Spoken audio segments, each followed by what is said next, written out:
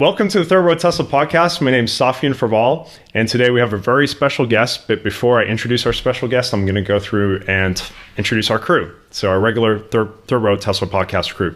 So today we have Omar Kazi, Tesla Truth. Boom. And we have Kristen from Hi. K10. Thank you. And we got Vincent Yu from Tasmanian. Hi. All right, great. And then we got Galileo Russell from Hyperchange. What up, third row? And then we got Viv, who's Falcon Heavy. Hey. Great. All right, Omar, do you want to introduce our guest? Please welcome the inventor of the car fart, Elon Musk. Thank you. Thank you. Please put that on my gravestone. Love it. So, yeah, it's kind of crazy that we're actually all here. And thank you so much for doing this. You're welcome. We're all Tesla customers, fans, and it's really good that it's finally happening. And I remember that I was looking at your Wikipedia tweet that it's like this bizarre, fictionalized version of reality. Yeah. And I replied to him, like, why don't you come on a podcast and like tell your fictionalized version of reality? Sure, exactly. Until my fictionalized version. And you replied, okay, sure. And I was kind of like taken by surprise by that. And, you know, the way you engage and listen to your customers online, yeah. It's like, I've never seen anything like that from, you know, a CEO of a public company or Sure. any executive. So can you tell us a little bit where that came from, why you communicate directly instead of like having this PR strategy that most companies have? Sure. Well, I mean, it started out, I actually had one of the very first Twitter accounts, like when it was like less than 10,000 people. And then everyone was tweeting at me like what kind of latte they had at Starbucks. And I'm like, well, this seems like the silliest thing ever. So I deleted my Twitter account, and then someone else took it over and started tweeting in my name. Yeah. And then a couple of friends of mine, Will Lee and Jason Calacanis, they both said, hey, you should really use Twitter to get your message out, and also somebody's tweeting in your name and they're saying crazy things. So I was like, I'll say crazy things in my name. Did you have to pay them? No, they I'm not sure who it was, but it was for some reason I don't know. I got my account back. Great. And then I was just I don't know. To some degree, it's like just sort of I just started tweeting for fun, really. And my early tweets were quite crazy. As I was trying to explain, like the arc of insanity is short, in that it's not very steep, because it started off insane, and so if it's still insane, it's it hasn't changed that much.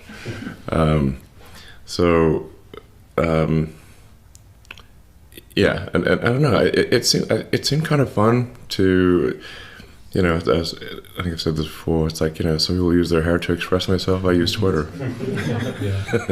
I love that.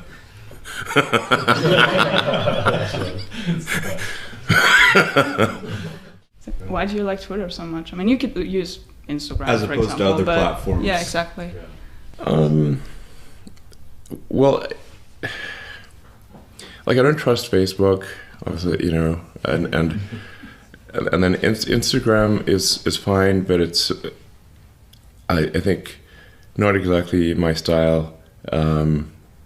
It's hard to convey a sort of intellectual arguments on Instagram. It's hard on Twitter too, but it's but you can't. It's so. Instagram is also owned by Facebook, and I was like, Deleted. Yeah, I just deleted it.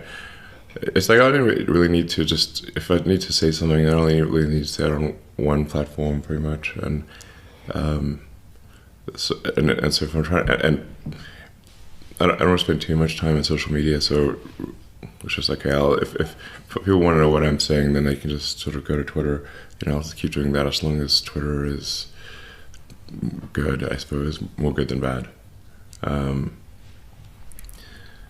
Yeah. Crypto scammers are really... I understand that. They've been taking advantage of Vincent recently. Yeah, I know. Really? Yeah, there's like 10 Vincents out there. Oh, right. Well, they copy everything and just like change one Yeah, little they thing. use my avatars and then the picture, and then they just post like right below. Yeah. your tweet, you know. Yeah. I was like, wow. Yeah. And they blocked me too. We fight them all the time. We're always like reporting them. Like every day we report like 10 people. Yeah. Yeah, I have so many exactly conversations with Twitter. Like, come on, can you just like? I think it would take like 3 or 4 customer service people to just look at this. It's crypto scam. Block it. It should be easy. It should be easy. Should be easy. But then, like my wife, Vegan Shelly, I think you liked a tweet the other day. She got banned for like replying to one of your tweets and quoting like the video inside of it. And then she got suspended for like a day or something. I was like, what the heck is going strange. on? Yeah. So it's just weird how the algorithm works. Yeah. So Yeah, there's a lot of manipulation, but going back to the Wikipedia page, it's kind of interesting. Just Sure. What a decade you've had. I remember I was reading somebody's article. I think they interviewed you in 2009 or something like that, and they said, if you had met Elon Musk in 2009, right after the recession, they're like struggling with the Roadster. You never would have thought that you are where you are today. You're, launching astronauts into space. We will be, hopefully. This year, servicing the International Space Station. I mean, Tesla with the Model 3, the Model Y, electrification really, without Tesla, it would not be where it is today. You see where the other legacy automakers are, they're not doing great. So, looking at kind of like this, like you've become this legendary figure, and looking at kind of like how people kind of see you, kind of the Ashley Vance biography or Wikipedia page, what is it that really kind of sticks out to you or, makes you laugh? Like that's just completely off base. Yeah. Well, I think I mentioned that I kept getting referred to as an investor in like a bunch of things. And it's like, but I actually don't invest really except in companies that I help create. So I only have, the only publicly traded share that I have at all is Tesla. I have no diversity on publicly traded shares. it's like us. Yeah, nothing. So, that's quite unusual. So, almost everyone diversifies to some degree. And then the only stock that I have of significance outside of Tesla is SpaceX, which is a private corporation. And then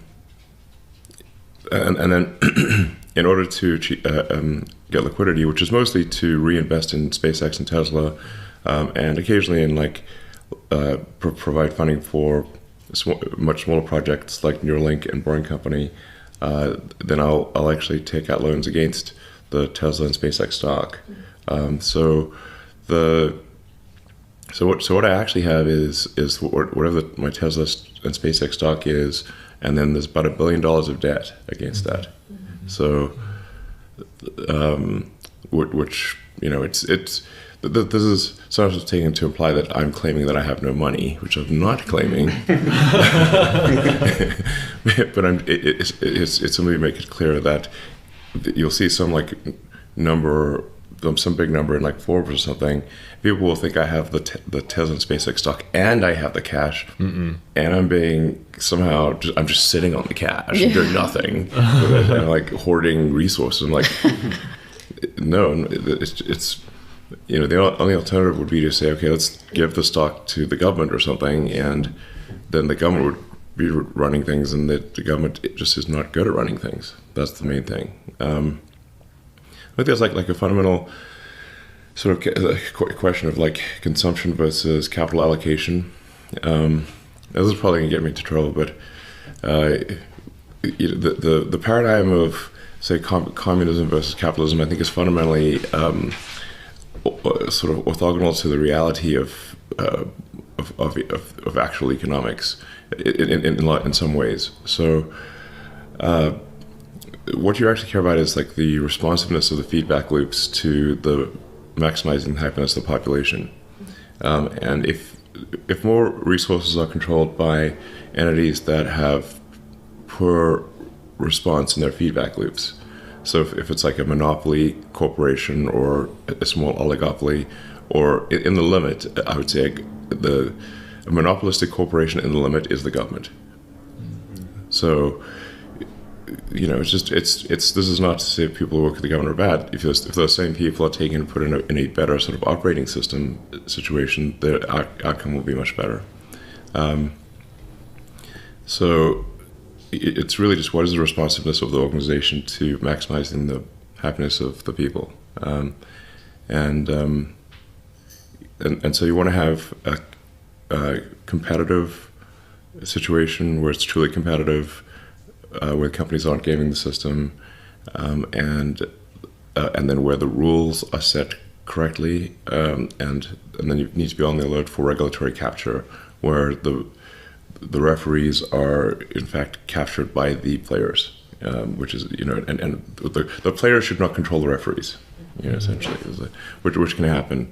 I think like that happened, for example, with I think the zero emission vehicle mandate in California, where California was like really strict on EVs, and then the car companies managed to sort of, frankly, in my view, trick the regulators into saying, okay, you don't need to be so hardcore about the EVs, and instead you say fuel cells of the future.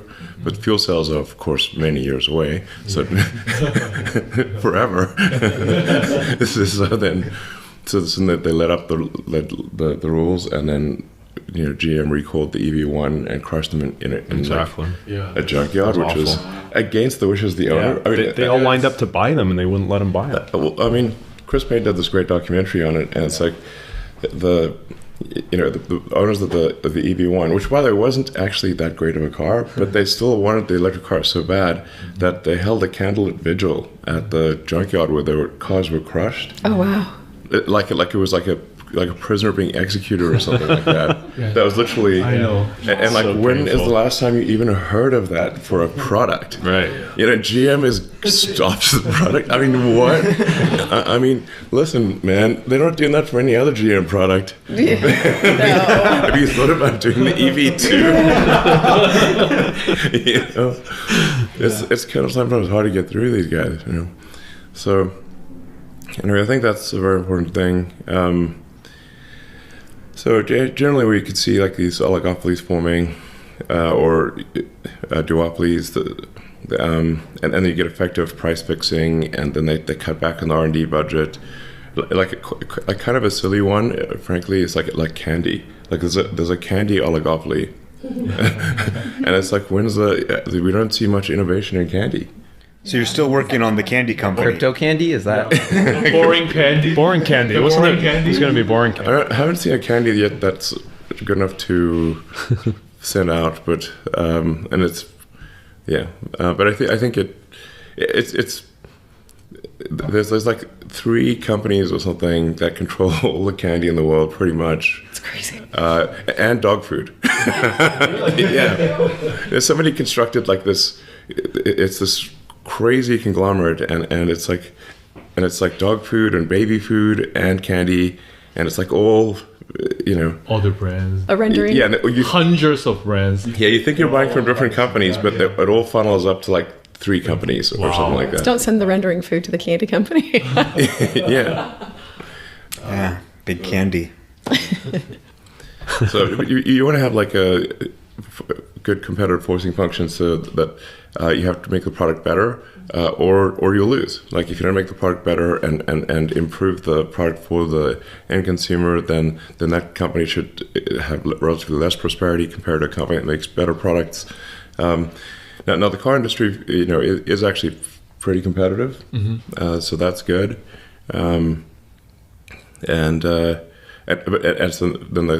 the good thing about a competitive industry is then if you make a product that's better, it's going to do better in the marketplace. Definitely. So this is Gene Wilder's old house. Yeah. I saw that. That's I saw the amazing. photos over there. It's lovely. Thanks for having us here as Yeah, well. thank It's you. really special. Yeah, it's a cool spot, and it's got a solar glass roof. Yeah.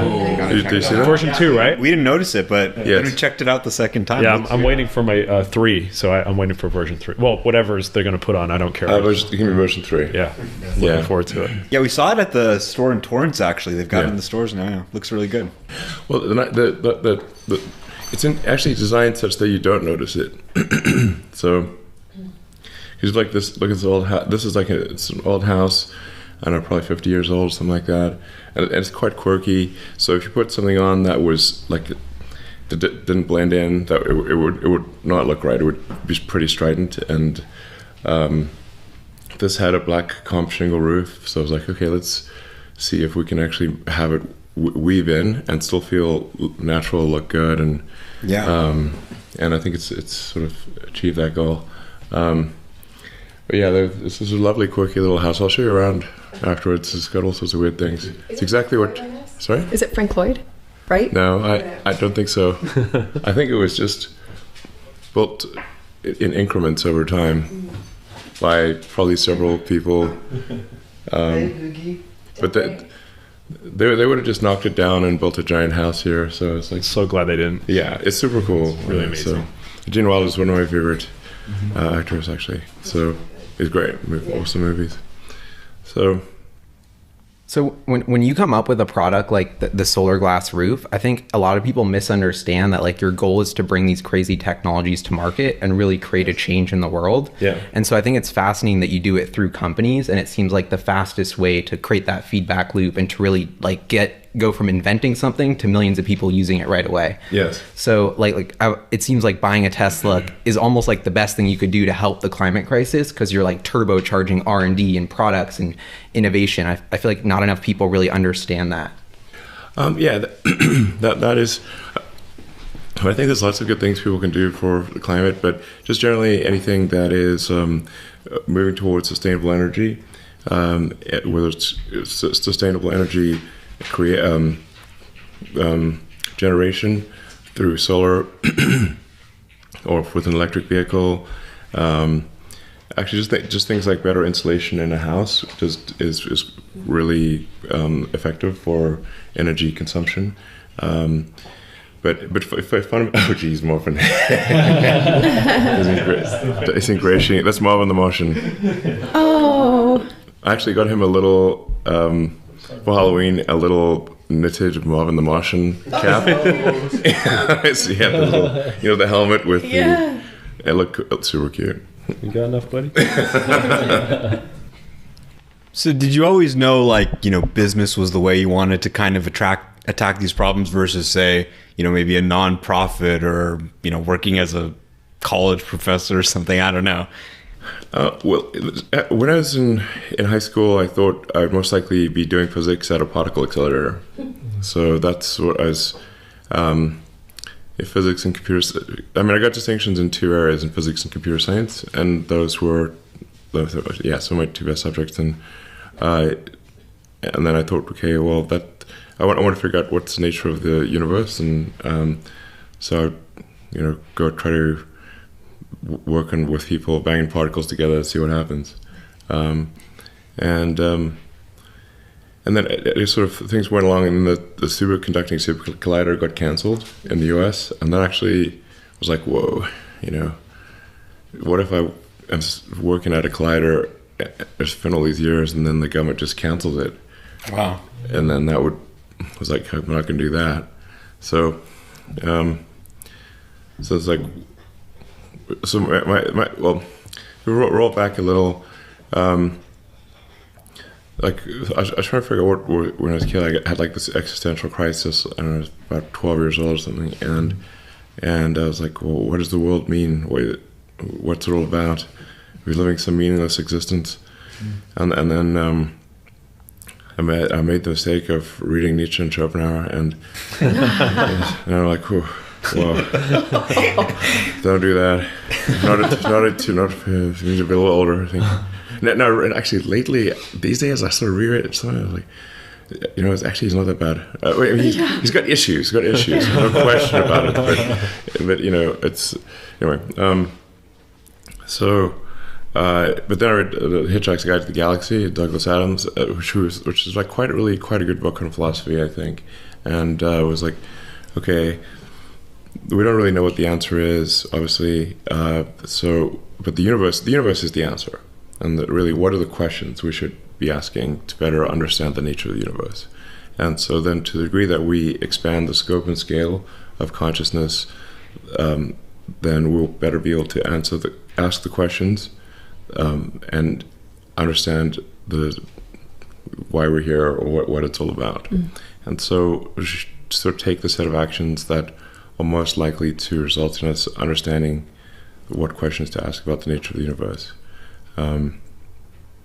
So therefore we must propagate human civilization on Earth as far into the future as possible, and become a multi-planet species to, again, extend the scope and scale of consciousness and increase the probable lifespan of consciousness, which is going to be, I think, probably a lot of machine consciousness as well in the future. And that's the best we can do, basically, and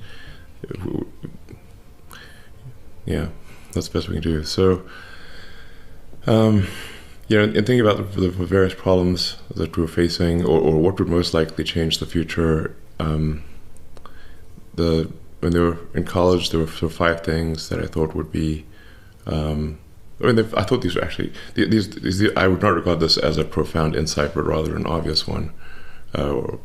The internet would fundamentally change humanity, because it's like humanity would become more of a superorganism, because the internet is like a nervous system. Now suddenly any part of the human organisms anywhere would have access to all the information. Amazing. Instantly. Neuralink. Hey, well, I can imagine if you didn't have a nervous system, you wouldn't know what's going on. Your fingers wouldn't know what's going on. Or your toes wouldn't know what's going on. You'd have to do it by diffusion. Oh gosh. And and the way information used to work was really by diffusion. One human would have to call another human.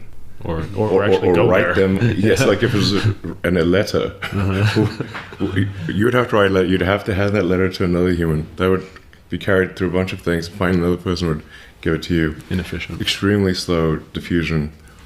And if you wanted access to books, if you did not have a library, you don't have it. That's it. Right. So now you have access to all the books instantly, and if you can be in a remote, like, mountaintop jungle location or something, and have access to all of humanity's information if you've got a link to the internet. This is a fundamental, profound change. So that's one thing. I was on the internet early because of in the physics community that was pretty normal, although his interface was almost entirely text and hard to use. But then another one would be obviously making life multiplanetary, making consciousness multiplanetary, changing human genetics, which obviously I'm not doing, by the way. There's a thorny subject, but it is being done with CRISPR and others. It will become normal to I think, to change the human genome.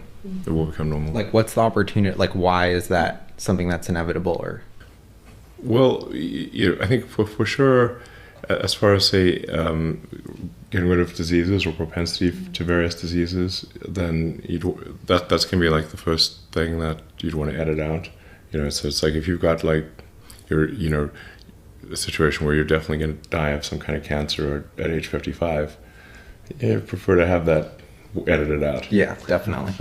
So I think just edit that out. There's the Gattaca sort of extreme thing where it's not really edited out, but it's like it's edited in for various enhancements and that kind of thing, which probably will come too. But I'm not saying arguing for or against it. I'm just saying they're more likely to come than not down the road. Yeah. So then AI, really major one.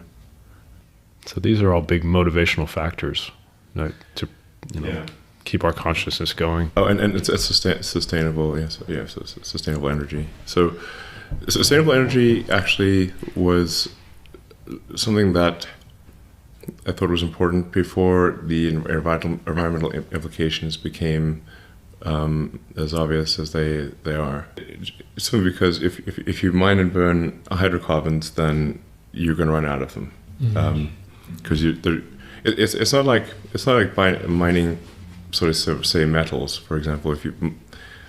you know, we recycle steel and aluminum, and because that's just it's not a change of energy state. Whereas if you take fossil fuels, you're taking some from a high energy state, converting it to a lower energy state like CO2, which is extremely stable. You know, so whereas we will never run out of metals, not a problem. We will run out of mined hydrocarbons, and then necessarily, if we have got billions, ultimately trillions of tons of hydrocarbons that were buried deep underground in solid, liquid, or gas form, whatever, but they're deep underground. You sort of move them from deep underground to the oceans and atmosphere, you will have a change in the chemistry of the surface, obviously. And then there's just a certain probability associated with, well, how bad will that be? And the range of possibilities goes from mildly bad to extremely bad. But then why would you run that experiment? That seems like the craziest experiment ever. Especially since we have to go to sustainable energy anyway. Why would you run that experiment? It's just the maddest thing I've ever heard. I'm not saying there shouldn't be some use of hydrocarbons on Earth, but there just should be the correct price placed on CO2 production. And the obvious thing to do is have a carbon tax. It's a no-brainer. I don't know, 90+% of economists would say this, and I think of physicists, and it's just the market system works well if you've got the right price on things. It's very, very simple. And if you've got a price of zero, effectively, or very low, then it's, well, people will behave accordingly. So it's just, that's the thing that needs to get done. I think it will get done. And then if over time, as you raise the price on carbon, you can actually, I think, encourage sequestration technologies over time. And there'll be a lot of innovation in that regard, and that's the right way to do it. So you had these realizations about, areas of big value, and you went and started Zip2. You sold it, got 20 million cash. You were the largest shareholder of PayPal at the time eBay acquired it. I think you got 160 million or something like that. You have enough money basically for an entire lifetime. Why go and put your money into SpaceX, which is a huge, risky operation, or Tesla? Why not just kind of, relax? Sure. So yeah, basically, I graduated from Penn with basically physics and economics.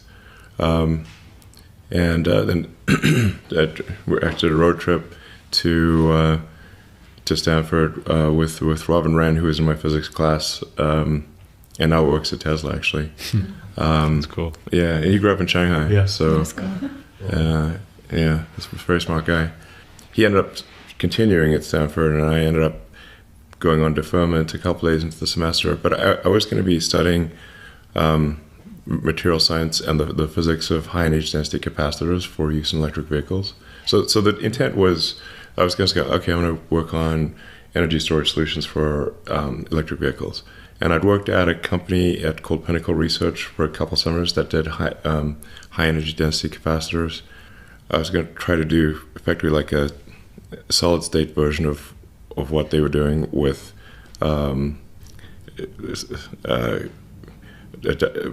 it's going to get very complicated from a technical standpoint, but they were using a ruthenium tantalum oxide. Ruthenium is extremely rare and expensive. You cannot scale that.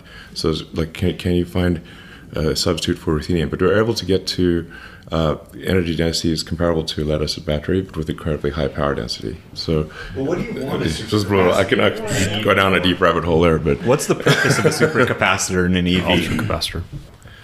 No, I think with the advent of high-energy lithium-ion batteries, a capacitor is not the right path. What was your thinking back then, though, that made you think it could be useful for EVs? I want to use advanced chip-making equipment to make capacitors that were precise at a molecular level. So at the, just a level of precision that was sort of unheard of in capacitors. Like capacitors, energy is a function of its area and a separation distance. So if you can have very tiny separation distance, and you can inhibit quantum tunneling, like I said, how deep things get pretty esoteric. So you got to inhibit quantum tunneling, get a very short gap. And then you could, in theory, get to very high energy densities by making capacitors in the way that you would make an x86 processor. And since there were tens of billions of dollars going into chip making R&D, that I thought there might be a way to make an advanced capacitor using chip making equipment instead of the conventional means. So is it off the table? Ultracapacitor? It's unnecessary. Okay. Interesting. It's unnecessary. I think it's probably physically possible, but it's unnecessary at this point. I mean, I know a lot of people were talking about Maxwell, and they had been working on some stuff with capacitors. But the funny thing is that when I was doing my internships at this advanced capacitor company called Pinnacle Research, which was in Las Gatas, we talked a lot about Maxwell. And Maxwell was also trying to make high energy density capacitors. Now Tesla acquired Maxwell. Mm-hmm. So Full cool. circle. That's awesome. Yeah. Wow. We're looking forward to that investor day. Yeah. It's kind of a big deal. That's great. Great to know. Maxwell has a bunch of technologies that where if they're applied in the right way, I think can have a very big impact. Like the dry electrode stuff? That would be one of them. Oh, That's a big deal. Yeah, for sure. okay. Much bigger deal than it may seem. Yeah. And there's a few other things. With the space that it takes up for the ovens, that for the current technology, you can save all that real estate space now. That's one aspect, and the cost reduction, the weight savings. I mean, there's so many pluses, right? Yes, I mean, there's many things there, but I'll have to wait until whatever battery day. Sure. Which is hopefully in a few months. But I think we've got some pretty exciting things to share. So. Gally's very excited. Yeah, it seems like the pace of the innovation of the battery thing has just taken off. Like, since you guys have more capital and being able to have the Gigafactory be vertically integrated, just seems like no other car company's making that many batteries. So they're not even thinking about what comes next. But that huge they're not even, Not even come close at all. Taycan 201 miles. not even. That's a joke. Yeah, no, it's true. The other car companies just really want to outsource battery technology. Not even making this battery module and cell, but they're obviously outsourcing the cells, but even outsourcing the modules and the packs. Yeah. And it's like they're really not thinking about fundamental chemistry improvements, and there's some pretty deep wizardry at Tesla on this front. I should say a bit about like electric vehicles or sustainable energy in general. I said it was pretty, I think, obvious to not just to me, but to a lot of people, even go back 30 years or longer, that we must have a sustainable energy solution. In fact, it's tautological. If it's not sustainable, we must at some point find an alternative to it. Mm-hmm. And so even if there were no environmental impact to the sort of fossil fuel economy, then we would run out of them, and then we'd have economic collapse, and civilization would fall apart. Yes. So that was actually my initial motivation for electric vehicles. It's like, okay, we've got to have a solution that does not require mining hydrocarbons. That is sustainable in the long term. It was not actually initially from an environmental standpoint, because I had not realized the gravity of the environmental situation at that time. And I thought, actually, for sure, by now we'd have electric cars. For sure. But Are we back on the moon? Yeah, totally. Why are we not back on the moon? Exactly. It's insane. It is insane. If you said told somebody in '69 that we'd not be back on the moon, and in like 2020, they'd be like, You might have gotten punched, honestly, because I'd be like, you're just, it's like so insultingly rude to the future. Because they'd be like, what is wrong with you? It's encouraging. SpaceX is encouraging, though. Yeah. So it's like we should have a base on the moon. We should have sent people to Mars. None of that's occurred. We've got to make that happen. Yeah, so but on the sustainability front, it was really, like I said, initially not so much from an environmental standpoint, but from a necessity of replacing a finite resource in order to ensure that civilization could continue to grow. And then the urgency of it became much more obvious, like, wow, we really better do something because the environmental stuff is becoming quite serious. And the inertia of large existing companies is just hard to appreciate. They just want to keep doing the same thing, and maybe 5% different every year, maybe 5% different. Big companies hate change, so then at the time that Tesla was created, there was no one was doing electric cars. No, they weren't really startups. The big car companies weren't doing it. GM and Toyota canceled their EV programs. Now everybody's doing it right now. Like and their mom. Everybody's talking about it. Everyone and their mom is doing it. Yeah. And we would all like to congratulate about the Gigafactory 3. Definitely. Yeah. Yeah, it's Epic. amazing. And I would like to know, like, why China is the best country to build the first foreign gigafactory. China is the biggest consumer of cars in the world, so it's the biggest. So that alone would be enough to do it. I think also there was a lot of uncertainty about tariffs, and it's like we potentially would be unable to sell effectively in China if we did not have a factory locally. Yes. Or at least unable to sell at prices that weren't extremely high. But those are really the two main reasons. I think but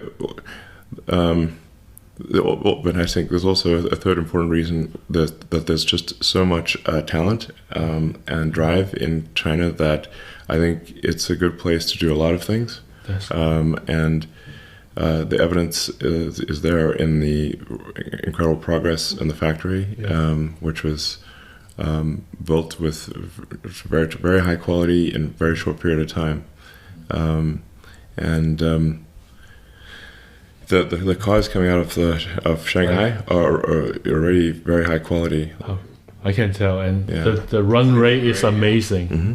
And I love that they use the Chinese badge as well. It's like a symbol of pride and made in China. So it's cool. It's super cool. How did Tesla manage to get the first wholly owned foreign car company in China? I mean, a factory.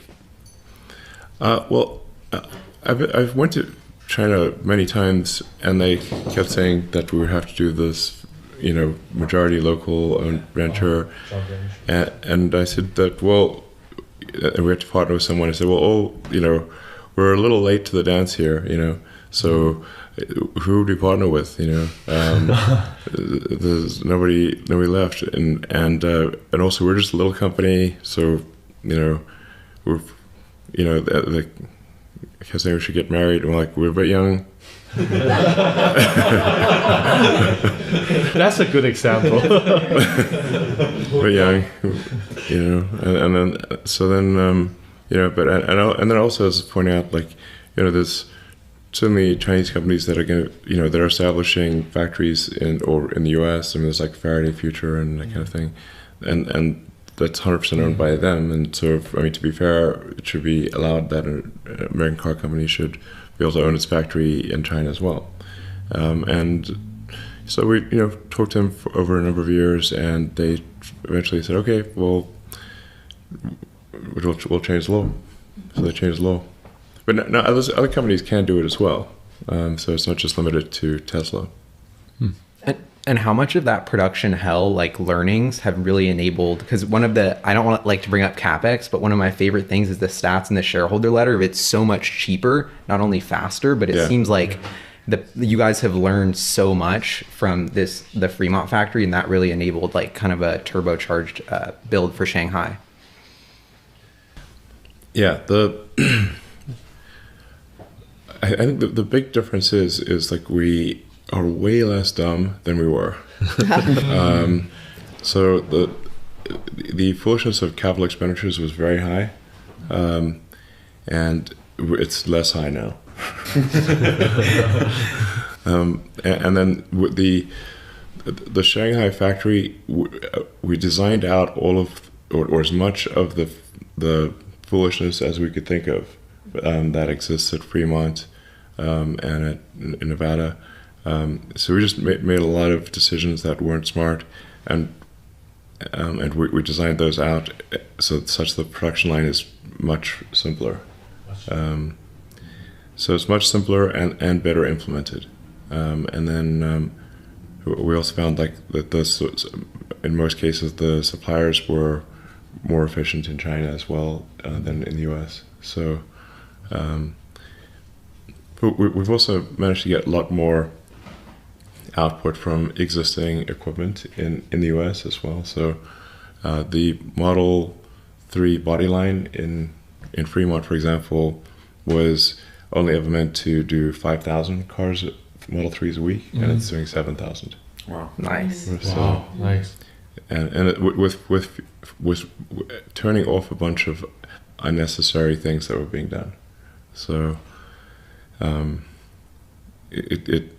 mean, there was a lot of foolish things that we were doing. So and we changed some of the designs and made it easier to. It's like hundreds of little things to make it easier to build, and so being able to get 40% more output off the same line obviously makes a big difference, and while reducing the cost, the marginal cost of production, and I think improving the quality of the car. So it's all good stuff. It was the result of a ton of hard work by a lot of people. So yeah, but it was kind of necessary in that we didn't really have a place to put a second Model 3 body line. So it's like we either make this one go faster or we will not be able to achieve production. But the Model 3 body line in Shanghai is much simpler than the one in, and I say that in a good way, because it has the same end result. So if you know, but it's a much easier to understand. There's just getting rid of unnecessary movement. There's a lot of unnecessary movement in the Fremont body line, but not in Shanghai.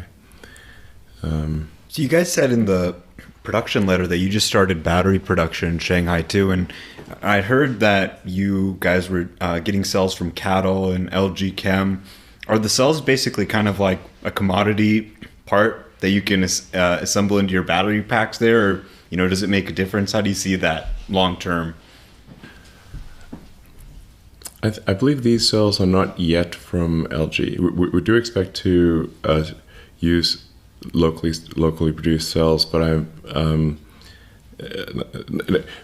don't. Just to be clear, I don't always know exactly what's going on everywhere at the 50,000 person company. So some of the things, like most of the things I say will be correct, but maybe occasionally something that's not.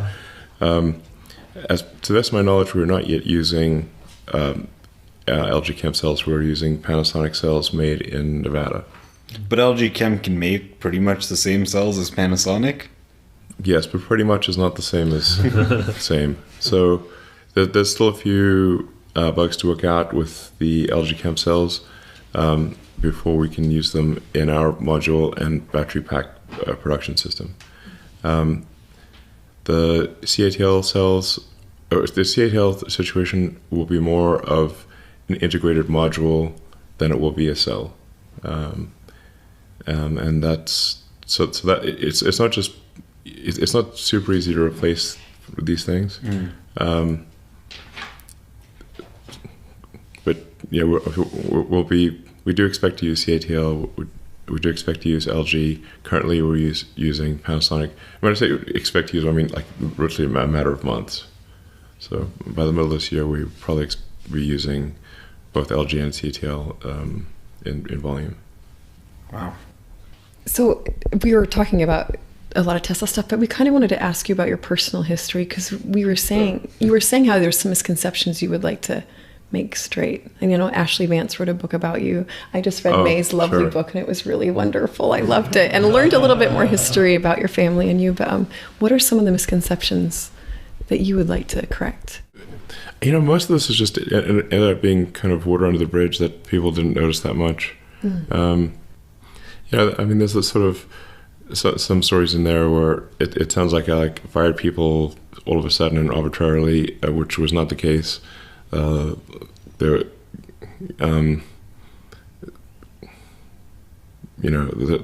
just actually asked somebody who didn't know what was going on, and then that person was suddenly not there, and they didn't know why. Yeah. But I definitely do not fire talented people, unless there's no option. So yeah. And absolutely not without warning. Or I keep hearing you say "we." Like, it sounds like you're always thinking of everybody. I see you as a very selfless person in your endeavors. Thanks. Yeah. I mean, seriously. I mean, yeah. It's like from the age of 12, it sounds like you've been thinking about how to help humanity. Yeah. I mean, I'm not trying to be sort of like some, the sort of savior or something like that, but it's really just that if it just seems like I don't know, seems like the obvious thing to do. I can't, I'm not sure why you do anything else.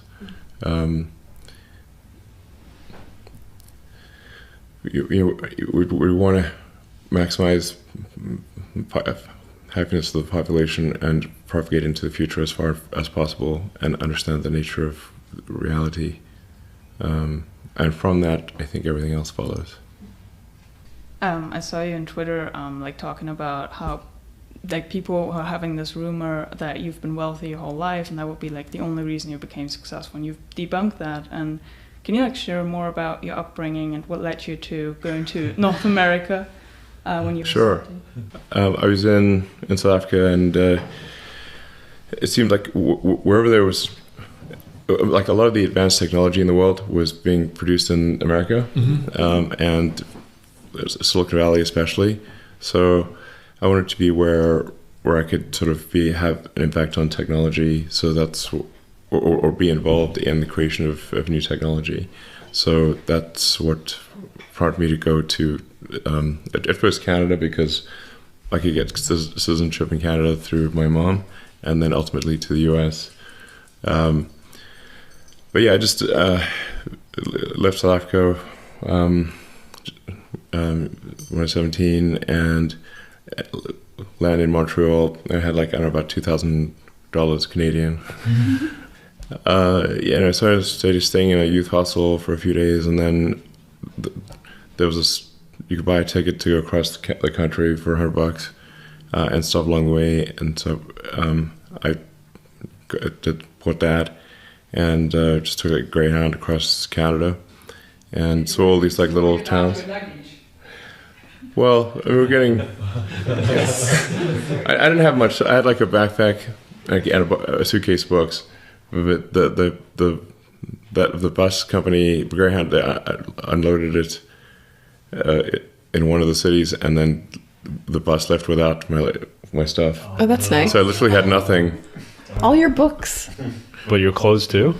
Actually, weirdly, I think I might have had the books thing, but not my clothes. That was priorities. All you needed. Yeah, because I was just sitting in the bus station reading, waiting for the bus to get ready. Yeah. And I think I had the books, but no clothing. Oh no! So, anyway, but I managed to get to Swift Current, Saskatchewan, and then it's your cousin's son, yeah, has a wheat farm there, and I worked on the wheat farm for about 6 weeks. Wow! So I turned 18 in Saskatchewan. It's in this town called Swift Current. So that was summertime, right? It was June. Yeah, June 28th. So, because I've been there in the winter and it's like minus 40. Yeah. You don't want to be traveling there. Yeah. Did you ice skate? Did you try ice skating? No, it was quite warm. Okay. at the Well, I time. mean, in the winter. Did you stay for the Were winter? you there in the winter? No, I was there for about 6 weeks. Oh, you're lucky you survived. That's good. Yeah, so I was It's cold there. literally working on the wheat farm. We did a barn raising and I cleared out the wheat bins, the grain silos, that kind of thing. And I just worked the vegetable patch, basically just doing various things. Was your mind just thinking of what you're going to do after that? Yeah, I was trying to figure what I do next. Don't know what to do.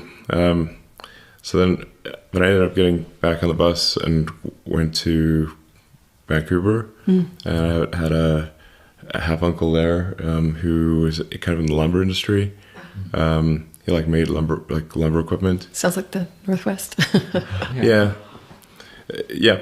basically. So I ended up chainsawing logs and working on this lumber mill and cleaning out the where they boil the pulp in these crazy sort of boiler rooms. Yeah. Wow. And that might be the hardest job I've had, actually, because you have to crawl through this little tunnel in a hazmat suit, and then with shovel and then shovel this sort of steaming sand and mulch out of the boilers to clean them out. Wow. And you have to there was only one entrance or exit, which is this little tunnel. If you're claustrophobic, it would be real bad.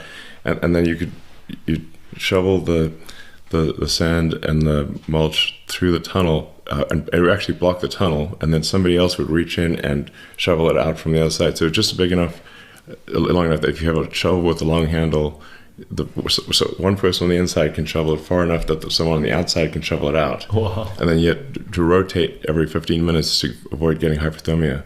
Oh, wow. Yeah, And there's no intense. safeties. There's just a man looking out for you. It was just two people kind of paired up. So if one person collapses and you go to call somebody, but it'd be really hard to drag somebody out. I have to say that it does not seem safe because if the tunnel gets blocked, trying to unblock that tunnel would be very difficult in a short period of time. So, but it was the highest paying job at the employment office. So I was like, okay, the other jobs were $8 an hour, and this one was $18 an hour. You had to buy your clothes, and they're all gone. Well, they did give you a hazmat suit. So, Oh, there you go. Yeah, How long did you do that job for? 4 days. Oh, okay. No, but then it was done. Yeah, that's awesome. You said it was like a short-term thing, cleaning grain bins, cleaning the boilers. the boiler rooms. So what was next? We were in boiler rooms and then... Yeah, so it's basically, I mean, literally it was like a lumberjack who's chainsawing logs and just doing lumber stuff, basically, for a few months there. And then applied for college and went to Queen's University in Kingston, and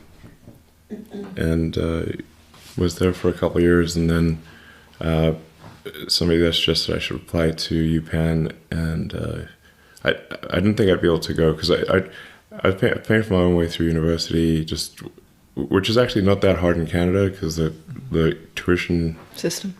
Yeah, the tuition's highly subsidized in Canada. So, with basically some, if you sort of work during the summer and semester and take out some loans and get some scholarships, you can pretty much go to any college in Canada, I think. But I met someone who was at UPenn and they said you should at least apply, and I applied, and they actually gave me quite a big scholarship. So that allowed me to go there. And so then I did the physics and economics there, and then that's what led to the road trip to Stanford with Robin Wren, and then it was during that summer that I was like, okay, I can either spend several years kind of doing a PhD, and not that I care about the PhD actually, but I just needed a lab. but I could either spend a bunch of years working in a lab, and maybe the technology would pan out, or maybe it wouldn't. But the internet was definitely about to go supernova in '95. So I was like, okay, look, I can always come back to working on electric cars, basically, and which obviously I did. But the internet is not going to wait. So so then I put Sanford on deferment and started Zip2, which was really just, we started off with maps and directions, Yellow Pages, White Pages, that kind of thing. And it was, best of my knowledge, the first maps and directions on the internet. So there's still some patents I have. I don't know how many more, but I think they've obviously lapsed at this point. But for maps and directions and Yellow Pages and advertising and stuff. And I wrote the whole initial code base. I wrote personally because there wasn't any Rails. It was just me. So, and I only had a few $1,000s, and then my brother joined, and he brought $5,000, which was a lot. Yeah, at least for the first few months, there was literally only one computer. So the website, when the website wasn't working, it was because I was compiling code. and even to get an internet connection was pretty hard. But there was an internet service provider on the floor below us. We more or less squatted in this office. The landlord was out of the country or something, and nobody was using it. So you lived in there? Yeah. I think I read that in May's book you showered at the YMCA then, right? That's right. Yeah. That's smart though. I mean, you were thrifty. You did what you had to do. We just had no money, so what are you gonna do? You know? What did people think about Zip2 generally? Was it seen as a crazy idea, or did people even understand the internet back then? Most people did not understand the internet. Most people didn't know. Even on Sand Hill Road, we tried pitching people to invest in an internet company. Most of the VCs we pitched to had never used the internet. Do you remember some of the VC firms you went to on Sand Hill? I remember most of the time we wouldn't take a meeting, and if they did take the meeting, they were pretty bored and not said who's made money in the internet? No, we're no one. Okay. But the sea change occurred when Netscape went public. Yeah. So, but the first thing I tried to do was not start a company. I tried to get a job at Netscape, but they didn't reply to me. Oh no! Oh man! So I tried hanging out in the lobby at Netscape. I don't know who to talk to. I was really too shy to talk to anyone. I don't know. So it's okay, I can't get a job at the only internet company that that does internet software. So then I'll try writing software. So that's kind of what happened there. Yeah, and then like I said, my brother came down and joined. This is late '95, and then in January '95, I think it was there was a lot more interest in the internet stuff following the Netscape IPO, and the software was more impressive, I guess. So then more David Dow invested. So they're VC firm on Sand Hill Road, and they invested, I think it was $3 million for effectively 60% of the company. Wow. Which we thought was crazy. They're well, they're going to give us the money for nothing? They must be mad.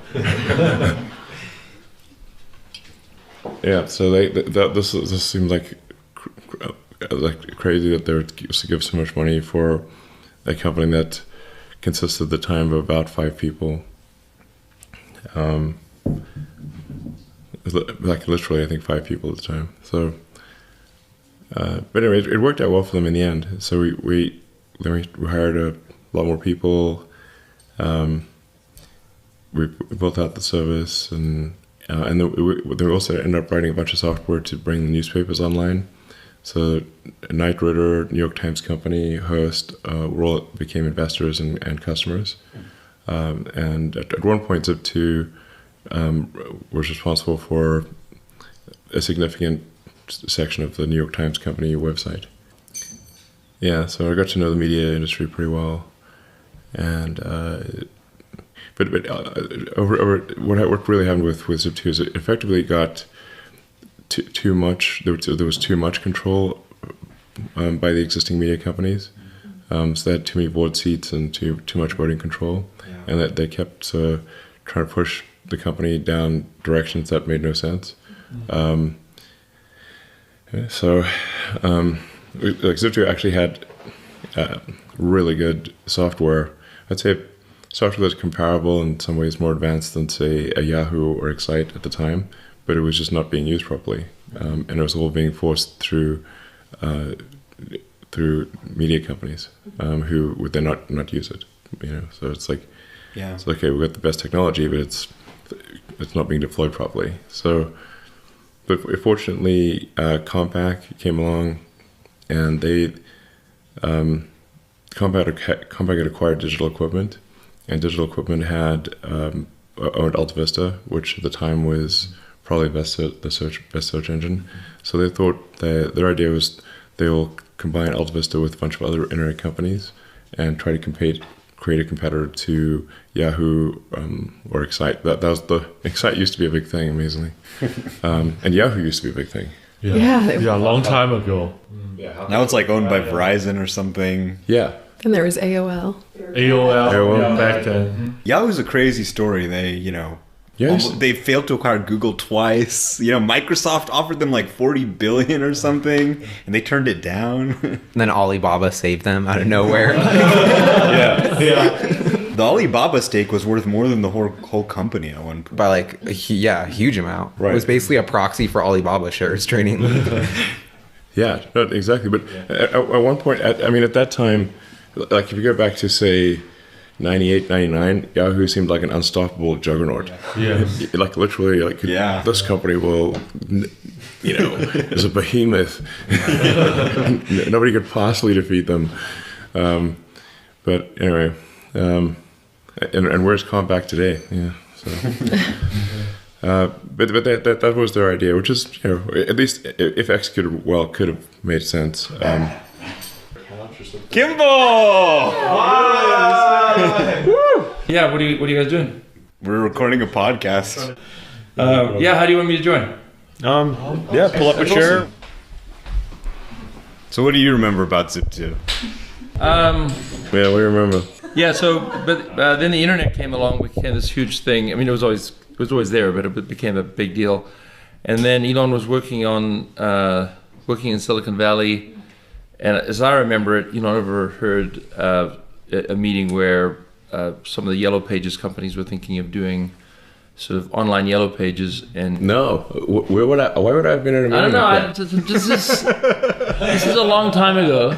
Anyway, you called me up and you said you think you can do a better job. So we think we can do a better job. Maybe you made that up to try and get Kimball interested. How would I be in a meeting with Yellow Pages company? I have no idea. That's what I remember. No. Well, what's your version of that? Sleepless nights. I don't even know any Yellow Pages. I agree with you. I agree with you now. but so it was like I think April of 1995. We started working on it, and the I guess the idea was fairly simple: to take mapping and apply it to the internet. And there were a few other companies trying to do it, but no one with the very cool technology of sort of what was called vector-based mapping, which is what we all use today, where the map is actually alive, not just a picture. That was very ahead of its time.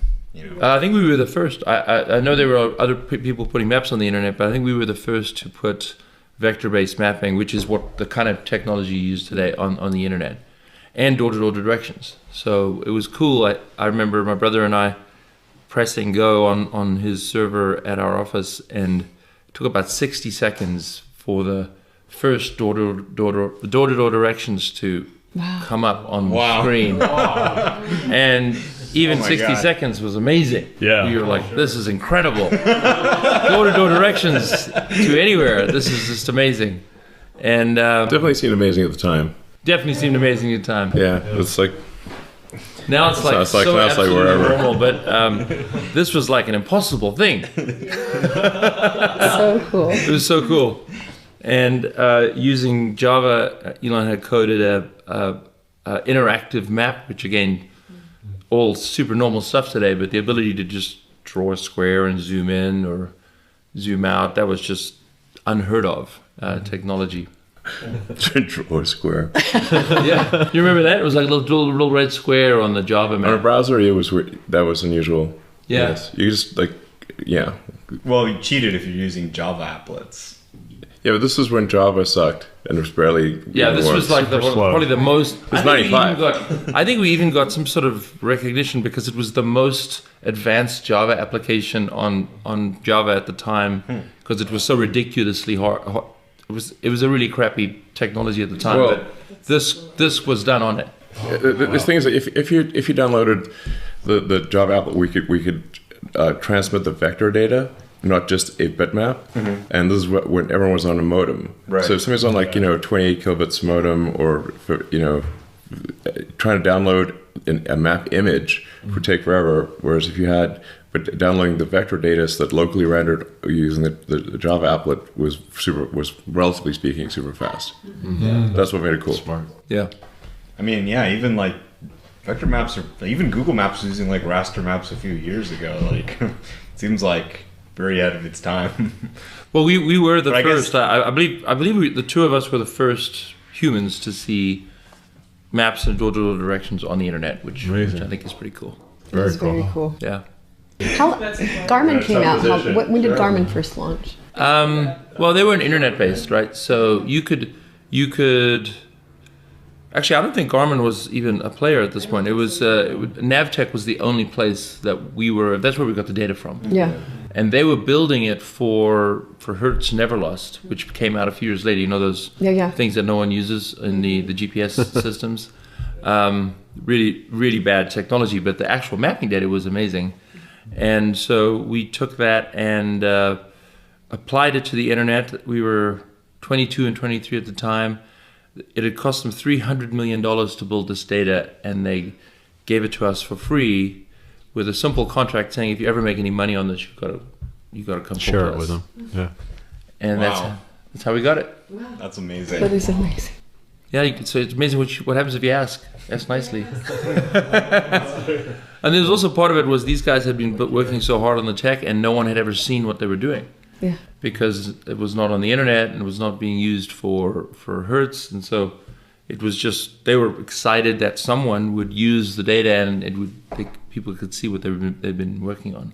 So how did you guys get the engineering chops to pull this off? Because it sounds like you were so young, you didn't really have any help, and then you built this like cutting edge piece of technology. Did you teach yourselves or from I don't know what age, but you published your first the like Blast Star game, right? Yeah, when he was 12. Did you write any other cool stuff back then? Yeah, I wrote a bunch of games. Yeah. And then like occasionally like software for people that ask for software. You also work for a video game company. Yeah. Finally, it was called Rocket Science. Yeah. That's funny. By the way, we took a SpaceX tour yesterday. It was insane. Thank you for that. That was amazing. Yeah, it was so good. It's like Batman's lair in there. That's right. It's really cool. Really is amazing. But it gives you perspective on what Tesla's doing because the technology is so advanced, and there's interchange of information there. Like I know they used the Inconel fuse, right? Was from SpaceX when they couldn't get the power output, right? It kept burning up the fuse in the performance models. So yeah, it's awesome. Yeah, it's pretty cool to see the SpaceX tech being applied to Tesla. I think there's one joint employee between SpaceX and Tesla, and it's the materials. Is it the materials engineer? What about Elon? Of course. In addition to Elon, because there's just not that many humans on the planet that know how to do this stuff. No. Well, it sounded like back in the old days, was it just Elon doing the coding, or? I mean, I did a little for like HTML front end coding, but it wasn't my. Not recently. But no, we had no money, so you couldn't employ him. So I just wrote all the software. And you worked through the night, right? You just never. According to May's book, you just never slept. I don't know. I mean, we lived in a little office. I think this address was 470 Sherman Way in Palo Alto. It was probably. It was about the size of this room here. Yeah, it was probably like 15 feet wide by 30 feet long, with a little closet in the back. And we would we couldn't afford a place to sleep, or like a house, a home or apartment. So we would sleep in it, and it had a couch that was a futon, and we would pull out the futon, take turns sleeping on the futon or the floor. Although he coded a lot at night, so I usually got the futon at night. And we had to code it at night because the server, when the internet was live, needed to be functional. And we just had data for the Bay Area at the time, so we were just kind of making sure that the people in the Bay Area could use it. And then I had a little mini fridge with a cooking stove on it, and we'd cook simple things, like pasta sauce and pasta and things like that. That would be as cheap as dirt. People think it's expensive to eat real food. It's actually really cheap. Yeah. You cook vegetables, pasta, and beans and stuff. Beans, super cheap. So we had that Jack in the Box absolutely a lot. the cheapest. And then we would go eat at Jack in the Box, which I still kind of shiver a little. And I haven't eaten there for probably 20 years or longer, maybe 22 years, and I can still probably recite the entire menu. Yeah, we cycled through the menu at Jack in the Box because it was like just a few blocks away from. And it was open 24 hours. Open 24 hours. Trying to get dinner at Palo Alto after 10 is very difficult. Zero. Yeah. So did they know you very well at Jack in the Box? Well, they didn't really. No. They didn't? No. And I remember one time I got a milkshake, and I was so tired. It was like 4 in the morning, and just needed to get some sugar for the rest of the night. And there was something in it. Oh, no. And I remember just flicking it out and just pretending it didn't exist, and just kept drinking my milkshake. Oh, that's horrible. It was like that. We were that kind of like not in the zone to go back into Jack in the Box and argue about a milkshake, but I don't want to not drink the milkshake. And part of the reason that food was like so cheap is that they had some people I think died of food poisoning. Yes, of course. It was right around that time when they got into a food poisoning scare. And so it was just very cheap to eat there. And I figured, they probably have taken some action after the food poisoning. Yeah, so hopefully, that's maybe it's just but I still eat a little bit of it. It just tastes funny. I need to stop eating if it tastes funny. You run out of things to eat because after like the 17th chicken fajita pita, you're like Chicken fajita pita. Can't do it. The teriyaki bowl. Yeah, remember that teriyaki bowl? Was that one good? It's actually, it varied, but it was edible. It was not bad. Which one was? The teriyaki bowl. Teriyaki bowl wasn't bad. There was the sort of sourdough grilled cheese thing that wasn't bad. Yeah, I honestly didn't mind it. But those were the good old days, right? I mean, it was honestly good days. I mean, we were just hoping that people would let us stay in the country. Yeah.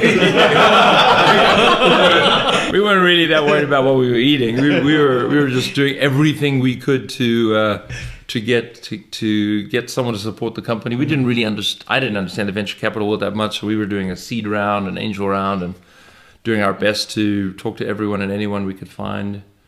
We had a very good friend with us, Greg Curry, who's now passed away, who was older than us by about 10 years, I think. And was a wonderful mentor, helped us out, and put a little money in as well. And then I did a lot of the work to just network with people. I think our first salesman who was selling Yellow Pages ads for us was a real estate agent who knew another person who knew this other person who helped us raise or put together. We ended up not doing the round, but put together a round of like $200,000 or something. Yeah. And then we did like part of it or something. I don't know.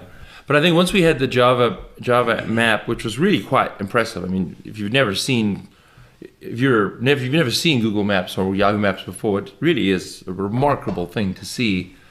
We started to go to we got some audiences with some venture capitalists, and it just went from we were starving. We had no car. Well, the car we had had broken. The wheel fell off. Huh? The wheel fell off. The wheel fell off. Yeah. What kind of car was it? I remember that. An old BMW 3 Series. Was it the one you where worked we on? did a road trip Yeah. across the country. Yeah, the one that my mom has some pictures of. I think there's still there's a carve in the road at Page Mill and El Camino. Literally, the wheel came off. The wheel fell off, and the guy Literally in the intersection. just drove it without the wheel to the side. It's pretty much time for the junkyard at that point because the whole car is just falling apart. So, yeah, it's like the point at which the wheel falls off. It's time to go to the junkyard. Kimball, the night before you met the venture capitalists, you and I were at Kinko's till 2 in the morning. No, that was way more stressful. That was way later because we already had the deal, but we were not. I don't know if you were, but I was not legally in America, so I was illegally there. I was legally there, but I was meant to be doing student work. Oh yeah, right. I had a student work visa. Yeah, you were doing you were supposed to be doing a PhD in Stanford and decided not to. So it was like I was allowed to do work, sort of supporting whatever, I don't know. Whereas I actually I try to get a visa, but there's just no visa you can get to do a startup. Yeah, fortunately nobody was paying you anything either. And so we ended up getting. We got a deal from Moore David out and this really well-respected VC firm, and we had to break the news to them that we took the bus to get to the offices. We don't have a car and we don't have an apartment, and we're illegal. No, you're illegal. And so, but I was legal, but my visa was going to run out in 2 years. Okay. Yeah, but I was definitely student visa. We needed to get it sorted, and so they were great. I mean, the lead investor, his wife was from Canada. They knew the whole challenge of being an immigrant, and we had Canadian passports, and so they funded the company and they gave us some money to each buy a car, and they gave us a salary so we could rent an apartment, and I got a visa through the company. But the morning we were supposed to present to the partners, I went to Toronto because my mother was freaking out because she needed her computer fixed. And what, really? Seriously, this is brutal. So I flew out there planning to fly back on Sunday, and the meeting was on Monday. And I get to the airport on Sunday, and the border control they call me out. They're like, you're going down to work. You're not going down for travel. And I was like, no, I'm going down to work. I explained. Actually, no, I didn't. I said I'm not going to work because I think that's what I was supposed to say. But the lawyers told me not to say anything, and so they rejected me from the border. Oh. And so I'm supposed to do the presentation with Elon the next morning, and so a friend of mine came to pick me up at the airport and drove me across the border, and we went to the Buffalo border and just said we're going to go see the David Letterman show. Nice. That's hilarious. And the border control guy was like, "Yeah, go ahead."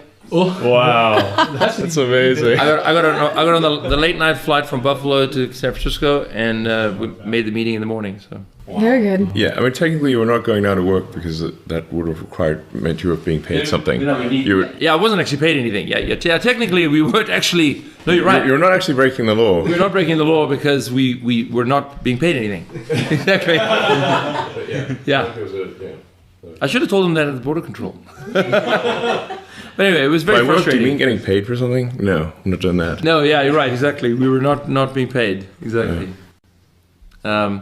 But yeah, so then they approved the deal that Monday, and we started building Zip2. And it wasn't a business model for back in those days.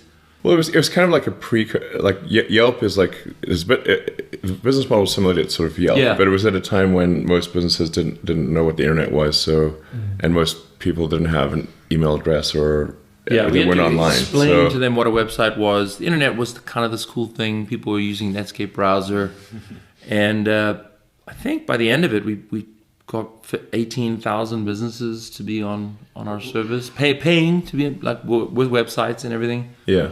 A lot of the things that you can do today, like automatically build websites, we built a lot of those sort of tools to make it easier to build websites, and we had to sell door to door. because that was the only way. Did you hire people, or is it just you guys going door to door? No, we had a team by that time because we could hire a team. But I remember talking to a Yellow Pages guy once, and it was amazing. It was the head of the Toronto Star that they owned all the Yellow Pages. The Yellow Pages will never die. Famous last word. Literally, because we went and talked to him to partner. We said we want to partner with you, and let's be one of your partners to put the Yellow Pages online. And he picked up the Yellow Pages, this book, this big thick book that's full of ads, this multi-billion-dollar revenue stream. I mean, these guys were so arrogant and so like, we are the kings of the world, and Seriously. it will never end. He picked up this book and he like, threw listen, it at me, and he said, "Do you ever think you're going to replace this?" And I was just literally like, I mean, my head is like, dude, you're already dead. That's hilarious. Reminds me of the anti-Tesla people, you know? Gas cars will never die. Yeah. But I mean, like, we saw the growth of the internet. We saw the use of the Yellow Pages. We saw even all our competitors and stuff. And no one was using the paper Yellow Pages if you had the choice. Yeah. Yes. Exactly. No one. Yes, that's very true. And so at that point, very few people were on the internet. So it was really a question of is the internet going to succeed, which we were huge believers in, and these guys were not. You know, they didn't even clue in. Yeah, but it was like one foreign country after another. We would say like, listen, we'll just put your Yellow Pages online. It's going to cost very little. You know, you'll still own all the content and everything. And they're like, they'll just throw us out of the office. Yeah. You're like, no. And how dare you even suggest this? It was extraordinary, and it's been interesting. We're like, okay, I guess we'll just build it. And then But it's been interesting to watch over the years where, like in PayPal, the competitors were not banks, you know, even though that should have been the competitor. No, there were banks that tried to compete. But wasn't it eBay mostly that was sort of the bank? Well, eBay had something called Bill Point. But it wasn't exactly like PayPal. Yeah. Generally, eBay had an issue with trying to get payment for stuff. Like two people would have to mail checks to each other. Yeah, that's gonna work. If you mail a check and you receive the check, and how do you know the check's real? Then you've got to, cash check and take, 2 to 5 days for the money to transfer. So it could take 2 weeks before somebody had confirmed payment, and then they would ship you the item, and so the transaction velocity was very low as a result. If you had instant payment, you could improve transaction velocity dramatically, like a factor of maybe 3 to 5. Yeah, but I've just sort of seen that when an industry is disrupted, you worry about the major players. I mean, we remember when we started Tesla, we were aspiring to be the GM of the 21st century. 4 years later, GM went bankrupt. You're like, oh, okay, we don't want to be GM. We're good. And it's whoever is going to be the main competitors, we don't know yet, but it may not be the entrenched players. It may Probably be not, yeah. sort of other companies. And so that happened at Zip2, where we tried our best to partner with the industry because that seemed like the best way to make some money and actually have a revenue model. And we ended up finding the newspapers to be a better partner because they didn't have the Yellow Pages business. And I think they were smarter. Their classifieds business was getting eaten away by Craigslist. Before Craigslist, classifieds was the bread and butter of the newspaper. And of course, anyone who used Craigslist would never use the newspaper. So it was those folks seemed to have a better, at least some of the players had a more vision of the future. And so our business became putting major newspapers, New York Times, to all of the Philadelphia Inquirer, Chicago Tribune, or whatever, all the main players, all the LA Times, everyone. And then we started going internationally, doing the same thing. So if you went on to the New York Times website and you wanted to search for a restaurant, of course, they have all these reviews. Or if you wanted to search for a home, we tied the MLS together with maps and door-to-door directions. So all of these services that we now use and take for granted that use maps and door-to-door directions, we did that all in the 90s to find a business model. Yeah. What made you do PayPal after Zip2? Why didn't you go like straight into sustainable energy? Right, so gotta recall things that are now quite a while. So it would have been like 98 when Compaq offered to acquire Zip2, and which I think it was a good thing for them to acquire it, because, as I mentioned, the newspapers actually, or the media companies, had too much control over Zip2. So they were not. We had great technology that was not being deployed effectively, and they would just generally be averse to anything that could remotely be competitive with their newspapers. So we're sort of trapped in this situation, but then Compaq came along and bought the company in late '98, and the deal closed early '99. So then, as a result of that, Kim and I had some capital, $20 million or something out of it, and I think the thing that was frustrating to me was that we'd built incredible technology, and it had not been used. It was just sort of like, it was very disappointing. We put a lot of work into this technology and it just wasn't being used. So I was like, okay, I want to do one more thing on the internet just to show that we can make technology that is, when it's used properly, can be extremely effective. So I thought about what's digital, essentially. What exists in the form of information, and is also not high bandwidth, because in '99 people still mostly had modems, so you couldn't, like, video was not really feasible in '99. So, but money is low bandwidth and digital, effectively, mostly digital. So it's like, what can we do to make money work better? And like, money, in my view, is essentially an information system for labor allocation.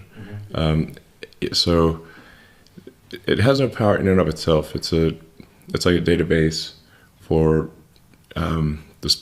for guiding people as to what they should do. And so you can think of banks as a set of heterogeneous databases with that are actually not very secure, and certainly the monetary system, the transfer system of checks is very insecure. Still is insecure. So are credit cards, and it's still mostly batch processing, and it was entirely batch processing that day. So it was not. So payments were, or money was this like heterogeneous, high latency, low security collection of databases. That's what banks are. And so, just from an information theory standpoint, this should be something that can be much better if it can be real time, secure, and just very fast. Essentially, it's just one real-time database. So it's like, okay, let's try to build that. So that's what X.com was. And then at the time, I also thought what we should try to do is just do all the financial things as well, not just payments. I still think that's really what PayPal should have done, but whatever, it's water under the bridge at this point. And then there was a company that was formed around the same time called Confinity, which was Peter Thiel, Max Levchin, and Luke Nosek, David Sachs, Ken Howard, and a number of others. And at X.com, there's also like Jeremy Stoppelman, and who created Yelp, Roloff Botha, who then went on to run Sequoia and fund YouTube. Was at X.com. So we just had this like two companies with like a crazy amount of talent, X.com and Confinity. And Confinity started as a Palm Pilot cryptography company. Back when you'd communicate via the infrared port of a Palm Pilot. I remember that. Yeah, I had one Palm Pilot. So it was like, so you you could basically communicate crypto tokens between Palm Pilots using the infrared port and then reconcile them on a PC. Now, obviously, they evolved to go in the payments direction as well. And we were both in Palo Alto, like literally a block away from each other. I think at one point we were briefly even in the same building. It was, So we were just competing with each other like maniacs, and then we had a coffee on University Avenue, and said, "Hey, why don't we just combine our efforts, or we're just going to bludgeon each other to death here?" So we merged Confinity and X.com, and raised $100 million in the space of 3 weeks in March of 2000. Wow. Yeah, and in April the market went into free fall. Yeah. Oh, So the 2000. yeah, it was like, I remember that. that was insane. And we kind of thought it was going to go into free fall, but we're like, we better get this thing done fast, or we're both going to die. So, X.com was technically the acquirer of Confinity, but it was a 50.1 and 49.9 or something like that. And then there was a lot of drama. There was so much drama at X.com. And the company was called X.com for about a year, and then we changed the company name to the product name. The product was PayPal. But all the incorporation documents and everything is all my incorporation documents. Who came up with the PayPal name? I actually don't know. People call you guys the PayPal Mafia now, Teal wrote that in his book. I don't know who did the PayPal. I was never a huge fan of PayPal as a name. The reason being that I thought it made sense for the company to kind of Broader. be much broader. Yeah, exactly. I mean, if you limit yourself to payments, then necessarily people want to transfer money out of the system. And as soon as they transfer money out of the system, the efficiency of the database drops dramatically, because now you're in the traditional banking world. So if you just offer all the things that, if you just basically address all the reasons why people are taking money out of the PayPal system, so you have to provide them with checks so that you have a bridge to the legacy transaction system. You got to provide them with a debit card, provide them with the ability to get a loan and that kind of thing. But these are all ancillary to accelerating the velocity and accuracy and security of payments. Then if basically PayPal would be where all the money is. It would just suck all the money out of the banks, and the banks would go away. Yeah. So any plan you're gonna do with the X.com? I wrote, if they just execute the business plan, the product plan I wrote in July 2000, let's just do that. But I talked to them several times, but they didn't do it. So why did you and PayPal kind of part ways? What was really the drama that led to that, separation ultimately? Well, things were very dicey in 2000. Yeah. Companies were dying like all over the place. So I was CEO of the combined company, and we're doing quite well from a growth standpoint. We were like adding 100,000 users a month type of thing, which back then was a lot. Yeah. But financially things were tough, and we needed to raise a financing round. We were also there were some technical questions around what code architecture would we go with. And then there was also a branding question. Like I said, I think we should not use PayPal as a brand, because this is not consistent with being where all the money is. You want a centralized database, so I was kind of against the PayPal branding, and I wanted to do a bunch of things that seemed extremely risky, and I think those things would have worked out, but at a time when companies are dropping like flies, and I'm proposing that we do all these things that sound very risky. This is just much too scary for the rest of the team. You seem to be attracted to crazy ideas that other people are like, that, like, you know, I think the autopilot one is a great example where everyone's kind of trying the spatial approach to self-driving. You know, they're doing Waymo for 10 years, nobody cares, and you come out and say, hey, we think vision is the way forward, and deep learning and vision, you know, will take us all the way there. How do you find, like, the courage inside to, I mean, people have to be coming up to you all the time and, you know, thinking that you're an idiot or it's never going to happen. And, you know, how do you find that in yourself to, like, go through all that resistance and still be confident in, you know, your thesis? I mean, I try to be hyper rational, so it's not, you know, it's just like, if the reasoning fits and you're not violating laws of physics or something, then that's the thing you should do. So, and I guess the other day, if we lost all the money, I wouldn't, you know, as long as we didn't lose other people's money, I guess I just lose my money, I don't mind. These things just don't seem that crazy to me. So, like, I think if PayPal had executed the plan that I wanted to execute on, I think it would probably be the most valuable company in the world. Yeah. It would be called X, but it would be the most valuable company in the world.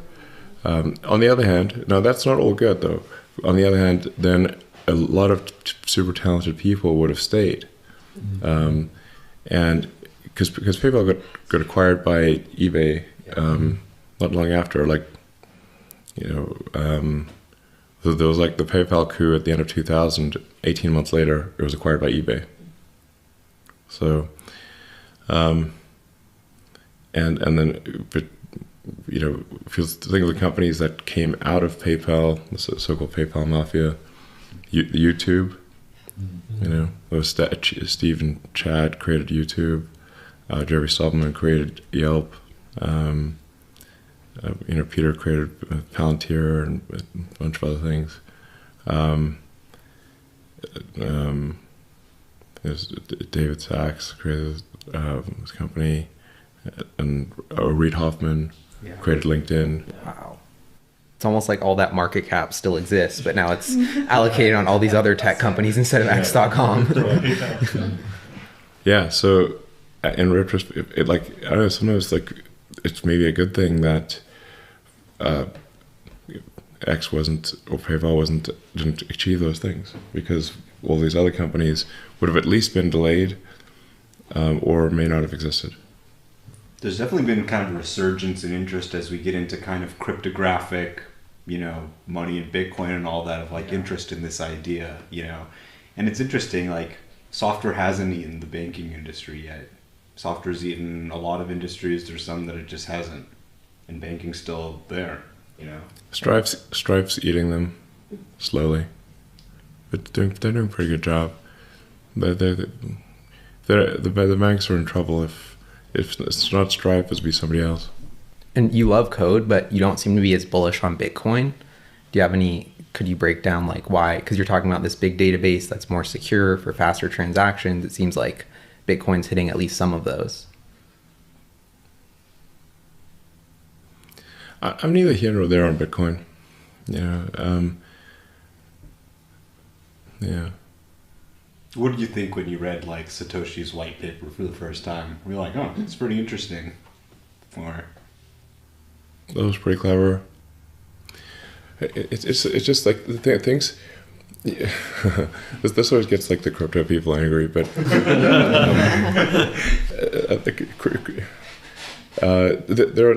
there are transactions that are not within the bounds of the law, and there are obviously many laws in different countries, and normally cash is used for these transactions, but in order for illegal transactions to occur, the cash must also be used for legal transactions. You need an illegal to legal bridge. That's where crypto comes in. So is it kind of the dark net stuff? It can't be entirely dark, because otherwise how do you buy normal stuff?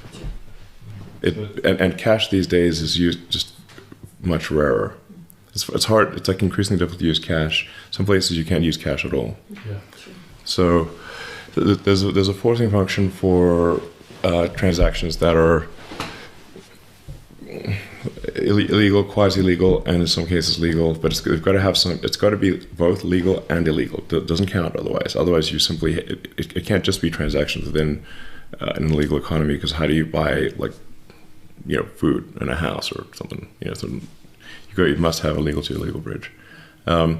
So what I see crypto as is effectively as a replacement for cash, but not as a replacement for as a primary. Not as I do not see crypto being the primary database. So now this is sometimes taken being like I'm being judgmental about crypto, and it's actually, I think there's a lot of things that are illegal that shouldn't be illegal. But so it's not as though I think that sometimes governments just have too many laws about that. They shouldn't have so many things that are illegal. Didn't you say like on Mars there'd be less laws? Hopefully. Yeah. Do you still propose a direct democracy on Mars? I think probably that's the best. Probably it's the best thing. Mars technocracy. The Mars technocracy. And you want to make laws super short and simple, right? Well, yeah. Like if people can't understand laws, then what's usually going to happen is some special interest is going to bamboozle the public with long laws. Yep. And then the laws, like reading this law is like the size of Lord of the Rings, but a very boring version of it. Like the dealership thing is just crazy to me. Like America's supposed to be competitive, free market. It's weird, right? Yeah, absolutely. So anyway, just so you want to keep the laws short and give them some kind of sunset period so that they don't just stay there forever. Otherwise, just accumulate over time and just eventually it'll be unwieldy. So the laws should have some time frame associated with them. They automatically go away. It's just keep the laws short